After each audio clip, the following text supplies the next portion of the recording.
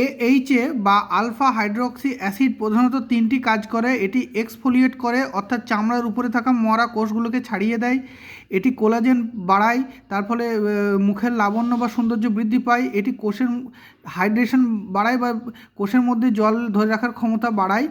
এটি প্রধানত 5 প্রকারের হয়। গ্লাইকোলিক অ্যাসিড, এটি আঁখে পাওয়া যায়, এটা সবথেকে ছোটো মলিকিউল, এটা সবথেকে ভিতরে যায় এবং সবথেকে শক্তিশালী। ল্যাকটিক অ্যাসিড, এটা দইয়ে পাওয়া যায়, এটা মাঝারি সাইজের মলিকিউল, এটা ভিতরে অল্প ভিতরে যায়। আর ম্যান্ডেলিক অ্যাসিড, এটা সবথেকে বড়, এটা সবথেকে কম ভিতরে যায়।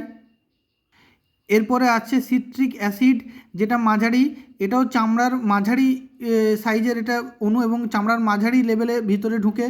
ম্যালিক অ্যাসিড, এটা আপেলে পাওয়া যায়, এটা সাইজে বড়, এটা চামড়ার তুলনামূলক কম গভীরে ঢুকে।